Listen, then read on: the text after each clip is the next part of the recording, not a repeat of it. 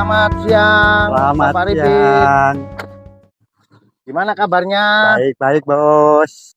Ini lagi bikin candi apa ini, Pak? Ini sebagai apa ya? Candi seperti Candi Bajang Ratu.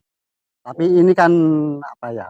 eh, Meniru tapi enggak seperti persis gitu loh. Gitu ya. Ah, Jadi apa miniaturnya begitu, Pak ya? Miniaturnya Istilahnya itu. itu. Terus ini yang pesan ini orang mana, Pak? Ini yang kemarin itu yang kecil Ya. ukuran 3 meter itu dipakai orang Terawas Gelundung Oh, daerah ini puncak ya Puncak ya. kondisinya. Coba dilihat ya, sobat-sobat Senusantara. Ini merupakan mahakarya daripada Bapak Ripin di sini ya, yang mana mengaplikasikan daripada bentuk miniatur Candi Bajang Bajang Ratu. Ratu, yang mana materialnya ini dari apa, Pak? Ini terbuat dari tanah liat. Loh, bayangkan sobat-sobat Senusantara ya, ini material daripada candi ini ya, ini paling-paling seukuran sekitar 2 meter 2 meter. Nah, ini yang 2 meter dan yang itu 4 meter lebih itu, Pak. Saudara-saudara Nusantara ya. Ini untuk interior dan eksterior rumah. Ya. Jadi ibaratkan orang-orang zaman sekarang mengkolaborasikan bangunan kontemporer atau modern dengan klasik seperti gini adanya. Hasilnya sangat matching sekali.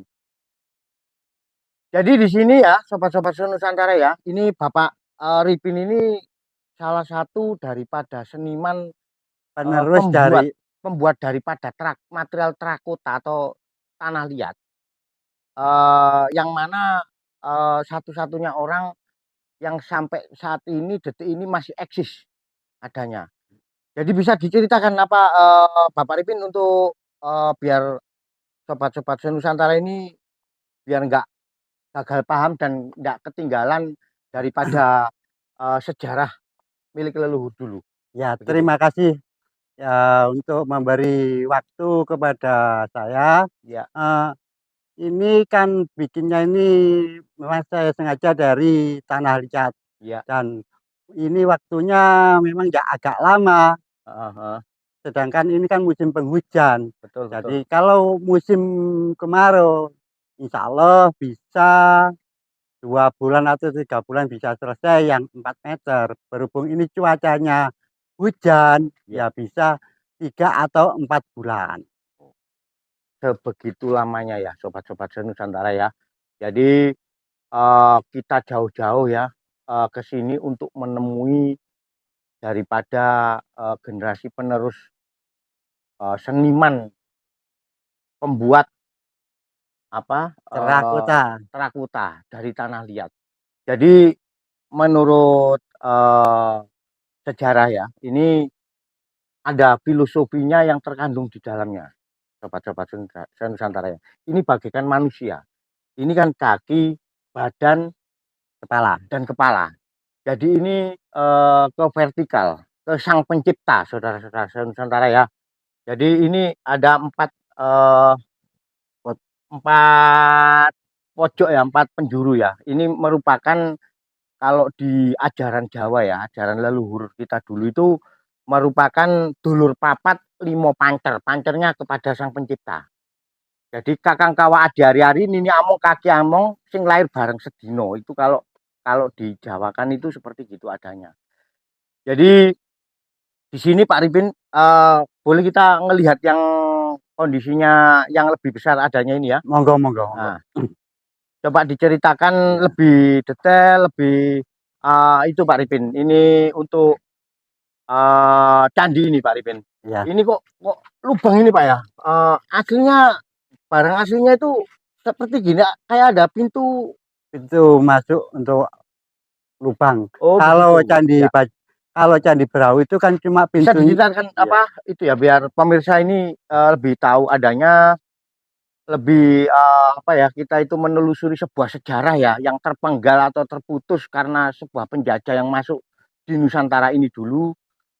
ya kita itu sebagai generasi penerus itu untuk menelusurinya, untuk menyambung daripada eh, lelaku atau apa peristiwa sejarah dulu itu kita klikkan sampai sekarang itu melalui karya-karyanya. Jadi kita itu bisa untuk mendefinisikan dari bentuk-bentuk yang ditinggalkan oleh leluhur kita dulu. Jadi terus ini Pak Ripin, ini untuk ini kayak ada apa Kalakop. semacam ini apa ya? Coba diceritakan Pak Ripin ini biar Nah, asik juga ya. Jadi nah, kita itu mempelajari sebuah kebenaran sejati atau di dalam Islam itu ilmu tauhid, ya kan? Ini melalui karya-karya leluhur kita dulu. Jadi kita itu lebih lebih detail adanya. Coba diceritakan Pak Ripin ini kayak apa ini istilahnya itu menurut itu. Kalau orang Ah, kalau orang awam ah, ini kan sebutannya topeng. ya, Kalau zaman dulu ini kan disebut kalakop ya. ya. Nah, kalakop itu sepertinya kalau di apa ya Ponorogo itu kan seperti Sama kan eh, eh, ngelihat itu biar seperti kan sobat-sobat reok ya, Nusantara tahu. reok Ponorogo itu ya. Ya, Itu kan kalau ini digambarkan di candi dibentuk kalakop atau topeng. Ya. ya, Nah, topeng itu biasanya dipasang di atas pintu dan topengnya ini ada 4 biji. ya, 1, 2, ya, ini 3, 4. Setiap itu ya seperti sabuk atau pojok yang dibilang sama Mbah Anto, ya. Ini kan dulur apa? dulur papat limo Dulur papat pancer. limo pancer Ya, itu ya. ya. Ya ini ya kalakopnya juga ada 4 Ah, dan tingginya candi ini sekitar 4 meter lebih sedikit itu. Dan kita pembuatannya itu butuh waktu yang agak lama kalau memang ini musimnya musim penghujan gitu. ya, ya, ya, ya. Kalau musimnya nggak hujan ya kira-kira 2 atau 3 bulan bisa real, bisa selesai Oke. gitu. Jadi begini ya, sobat-sobat Nusantara ya. Ini kita tambahi daripada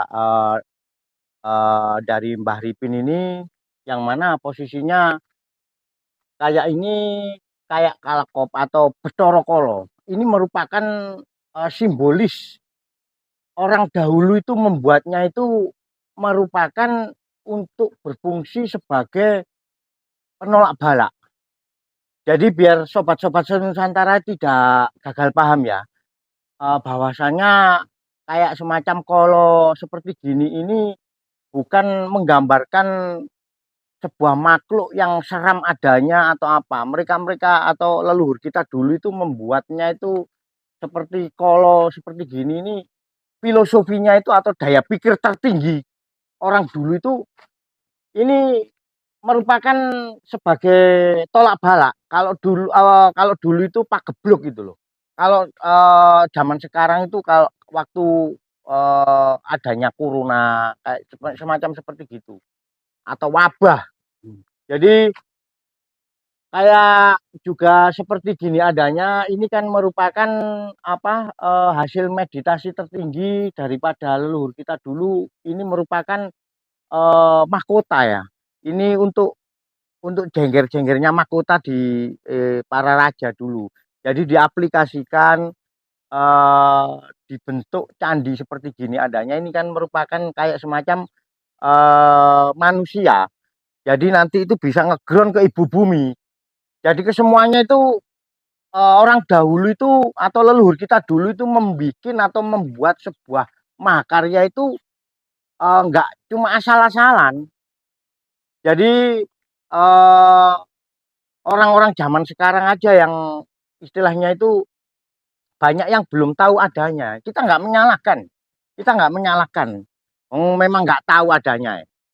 Jadi kadang-kadang ya sebuah kebenaran sejati dari sang pencipta itu kadang-kadang itu dititipkan itu pada bidang eh, apa atau di objek apa atau dibungkus kadang-kadang dibungkus ibaratkan itu daun daun pohon jati kadang-kadang daun pisang itu kan merupakan semacam sanepan aja, istilahnya itu di situ. Kadang-kadang dititipkan melalui leluhur kita dulu pada waktu menciptakan sebuah karya seni seperti gini adanya. Terus ini Pak Paribin, ini kita kembali lagi ya. Ya, Kita mau tanya, ini pengerjaannya ini dikerjakan berapa orang, Pak? ini saya kerjakan dengan satu keluarga. Oh, begitu ya. Nah, satu keluarga. Jadi anak saya dua sama saya. Heeh, heeh, heeh. Lalu ini seperti gini adanya itu memang Candi Bajang Ya, Ratu itu memang, memang ada tangganya memang. oh begitu. Ada tangganya.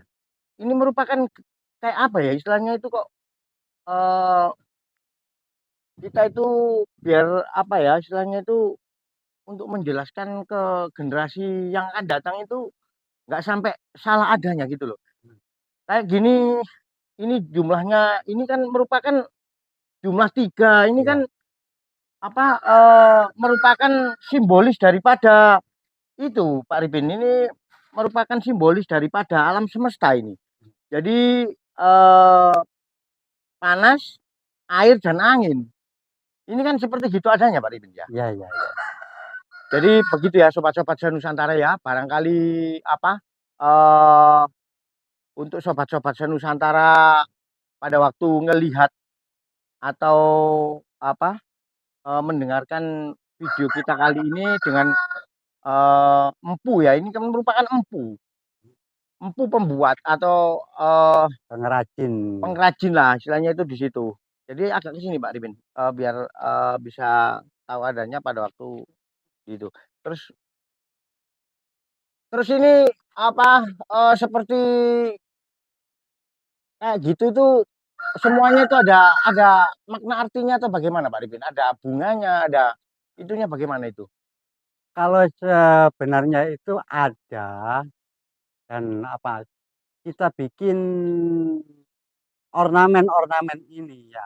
Ya. Semua itu ada maknanya dan ada maksudnya. Mm-mm. Berhubung ya, saya ini kan jarang mempelajari buku-buku yang sampai detil. Ya, Ya, kita ambil yang mana langsung dari langsung bentuk-bentuknya. kita bentuknya apa, kita langsung kita kerjakan gitu aja.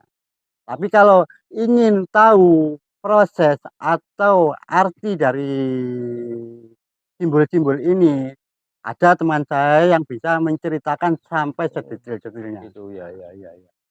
Jadi begitu ya sobat-sobat Nusantara ya. Betapa kita itu dikatakan eh, sangat menyayangkan sekali sejarah daripada apa, leluhur kita dulu itu sampai terpotong atau terpenggal sampai detik ini atau sampai saat ini kita itu mempelajarinya itu melalui barang-barang tinggalannya leluhur kita dulu. Jadi untuk tertuju atau menuju kepada kebenaran sejati.